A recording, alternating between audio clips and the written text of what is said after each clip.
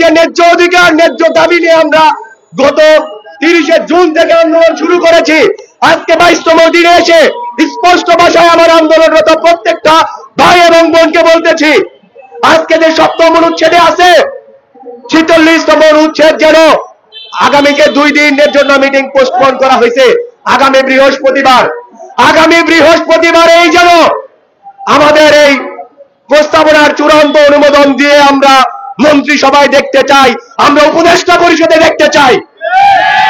আমরা আর কোনো কালক্ষেপণ করতে চাই না কারো দ্বারা প্রভাবিত হয়ে। আমরা আমাদের এই মিটিং, আমাদের মিছিল থেকে, আমাদের আন্দোলন থেকে আমরা পিছপা হব না।